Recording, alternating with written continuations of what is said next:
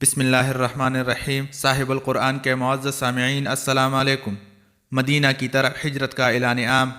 عقبہ ثانیہ کی بیعت کے بعد قریش کے مظالم نے مسلمانوں کے لیے مکہ کی رہائش غیر ممکن بنا دی، جس کا اندازہ کرنے کے لیے یہ واقعات کافی ہے۔ رسول اللہ صلی اللہ علیہ وسلم نے مظالم قریش کو حد سے زیادہ دیکھ کر مکہ کے تمام مسلمانوں کو اجازت دے دی کہ اپنی جان بچانے کے لیے مکہ سے ہجرت کر کے مدینہ چلے جائیں۔ لوگ یہ حکم پاتے ہی اپنے گھروں کو خالی چھوڑ کر عزیزوں رشتہ داروں سے جدا ہو کر مدینہ کی طرف جانے لگے۔ قریش نے جب دیکھا کہ یہ لوگ یہاں سے مدینہ جا کر اطمینان سے زندگی بسر کریں گے تو ان کو یہ بھی گوارا نہ ہوا۔ ہجرت کرنے والوں کی راہ میں رکاوٹیں پیدا کرنے لگے۔ سیدنا ام سلمہ رضی اللہ عنہا کہتی ہے کہ میرے شوہر ابو سلمہ رضی اللہ عنہ نے ہجرت کا ارادہ کیا، مجھ کو اونٹ پر بٹھایا، میری گود میں میرا چھوٹا بچہ سلمہ تھا۔ جب ہم روانہ ہوئے تو میرے قبیلے کے لوگوں نے ابو سلمہ کو آ کر گھیر لیا اور کہا کہ تو جا سکتا ہے، لیکن یہ نہیں ہو سکتا کہ تو ہماری لڑکی کو لے جائے۔ اتنے میں ابو سلمہ رضی اللہ عنہ کے قبیلے والے بھی آ گئے۔ انہوں نے کہا کہ یہ نہیں جاتی تو بچہ ہمارے قبیلے کا ہے، اسے تم لوگ نہیں لے جا سکتے۔ چنانچہ بنو عبدالاسد بچے کو لے گئے اور بنو معیرہ ام سلمہ کو لے گئی اور ابو سلمہ رضی اللہ عنہ تنہا مدینے کو چلے گئے۔ ام سلمہ رضی اللہ عنہ سے خاون اور بچہ دونوں جدا ہو گئے اور ابو سلمہ رضی اللہ عنہ نے بیوی اور بیٹے دونوں کو چھوڑ کر ہجرت کا ثواب حاصل کیا۔ سیدنا صہیب رومی رضی اللہ عنہ جب مکہ سے جانے لگے تو ان کا تمام مال و اسباب مکہ والوں نے چھین لیا اور تنہا مدینہ کی طرف جانے دیا۔ سیدنا ہشام بن عاص رضی اللہ عنہ نے ہجرت کا ارادہ کیا، مشرکین کو خبر ہو گئی، انہوں نے سیدنا ہشام رضی اللہ عنہ کو پکڑ کر قید کر دیا اور قسم قسم کی تکلیفیں پہنچائی۔ سیدنا عیاش رضی اللہ عنہ ہجرت کر کے مدینہ چلے گئے۔ ابو جہل ان کے پیچھے وہاں پہنچا اور دھوکہ دے کر مکہ میں لایا اور یہاں لا کر قید کر دیا۔ غرض اس قسم کی رکاوٹوں کے باوجود ایک دو کر کے بہت سے مسلمان ہجرت کر کے مدینہ میں پہنچ گئے۔ وہاں یہ تمام مہاجرین مدینہ کے مسلمانوں کے مہمان تھے۔ مکہ سے آئے ہوئے ان مہمانوں کا نام مہاجرین اور مدینہ منورہ کے باشندوں یعنی میزبانوں کا نام انصار مشہور ہوا۔ آئندہ اسی نام سے یہ لوگ تعبیر کیے جائیں گے۔ اب 14 نبوی صلی اللہ علیہ وسلم شروع ہو گیا تھا۔ مکہ میں صرف رسول اللہ صلی اللہ علیہ وسلم، ابو بکر صدیق رضی اللہ عنہ، سیدنا علی رضی اللہ عنہ اور ان کے اہل و عیال باقی رہ گئے تھے، یا چند نہایت ہی کمزور و ضعیف لوگ جو ہجرت کی طاقت نہ رکھتے تھے۔ باقی تمام مسلمان مکہ سے ہجرت کر چکے تھے اور مکہ میں بہت سے گھر جن میں مسلمان آباد تھے خالی پڑے ہوئے تھے۔ رسول اللہ صلی اللہ علیہ وسلم نے ابھی تک ہجرت کا ارادہ نہیں فرمایا تھا، کیونکہ آپ صلی اللہ علیہ وسلم حکم الہی کے منتظر تھے۔ سیدنا ابو بکر صدیق رضی اللہ عنہ کو آپ صلی اللہ علیہ وسلم نے اپنی ہمراہی کے لیے روک لیا تھا۔ اسی طرح سیدنا علی رضی اللہ عنہ بھی آپ صلی اللہ علیہ وسلم کے حکم اور اجازت کی بنا پر روکے ہوئے تھے۔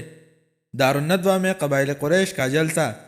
قریش نے جب دیکھا کہ مسلمان ایک کر کے سب نکل گئے اور مدینہ میں ایک معقول تعداد مسلمانوں کی فراہم ہو چکی ہے جس کی طاقت اور خطرہ سے انکار نہیں کیا جا سکتا، تو ان کو اپنے مستقبل کی فکر پیدا ہوئی اور ان کو نمایاں طور پر نظر آنے لگا کہ ہماری عزت اور حیات کی حفاظت اسی پر منحصر ہے کہ اسلام کو مکمل طور پر ختم کر دیا جائے، چونکہ مکہ سے رسول اللہ صلی اللہ علیہ وسلم کی جماعت کے سب لوگ چلے جا چکے تھے اور آپ صلی اللہ علیہ وسلم تنہا رہ گئے تھے۔ لہٰذا ان کے لیے اس فیصلے پر پہنچنا بہت ہی آسان تھا کہ اس دین کے بانی کا خاتمہ کر دینا نہایت ضروری ہے اور اس کام میں غفلت کرنا خطرے سے خالی نہیں، کیونکہ اگر رسول اللہ صلی اللہ علیہ وسلم بھی مکہ سے نکل گئے اور مدینہ میں اپنی جماعت سے جا ملے تو پھر اس نئے مذہب کا مقابلہ کرنا بہت دشوار ہوگا۔ یہ خیالات قریش کے ہر شخص کی زبان سے اور ہر شخص کے دماغ میں پیدا ہوتے تھے، حتیٰ کہ مکہ کی فضا میں ان خونی خیالات نے تمام قبائل کا احاطہ کر لیا۔ بالآخر ماہ سفر کی آخری تاریخوں میں نبوت کے 14ویں سال بنو ہاشم کے سوا تمام قبائل قریش کے بڑے بڑے سردار دارالندوہ میں اس مسئلے پر غور کرنے کے لیے جمع ہوئے۔ اس اجلاس میں قریش کے مشہور اور قابل تذکرہ سردار یہ تھے: ابو جہل ابن ہشام قبیلہ بنی مخزوم سے،